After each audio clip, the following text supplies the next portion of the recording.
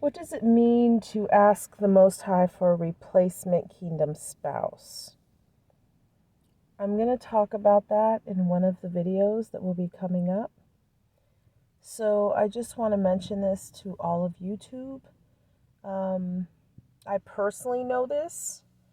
I personally have experienced it for marriage, and I personally know how to do it. So there's been a lot of videos about waiting on a spouse or being separated, or a sister replying about this might not be your spouse, sitting there waiting. Unless you have actual experience with waiting on a spouse, and then also the Most High telling you that that is your kingdom spouse, there is a way to ask for replacement if you're waiting, and you don't get anywhere.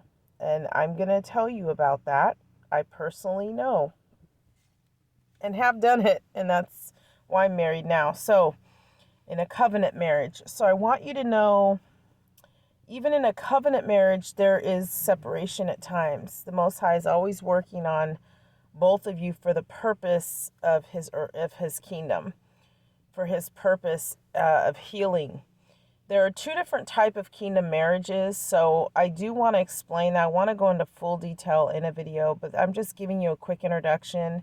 I just saw a video, and this has really been on my mind because there are a lot of sisters who get discouraged, and then they make videos about sisters saying that you're separated and wait on your kingdom spouse, and that's because they don't quite understand the covenant arrangement of it and the purpose, or they also don't understand the relationship with the throne room of the Most High when he shows you your kingdom spouse. There's also a misunderstanding about just sitting and waiting on a spouse. That doesn't mean you just sit and twiddle your thumbs and you just wait. It means that if you know who that person is, you wait for them to come to you. But you need to be writing in prayer to the Most High, writing on paper, speaking truth about your feelings, reading it out loud to the Most High, talking to him consistently. So there's so much about this.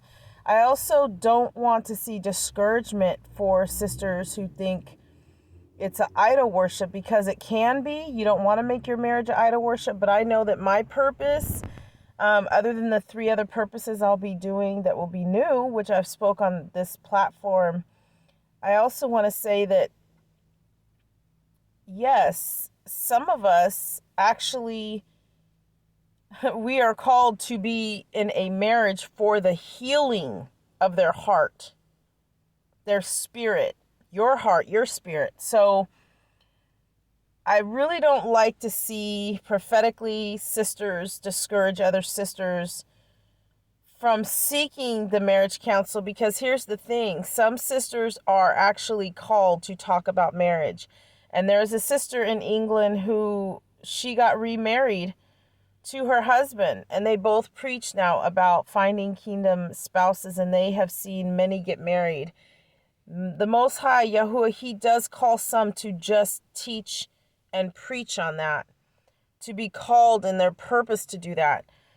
So if this is someone who's just saying they're going to a church, or they're Christian or Baptist or whatever that is that they're involved in, and they're just wanting to get married, there's a big difference just wanting to be married and then actually being called to a kingdom spouse.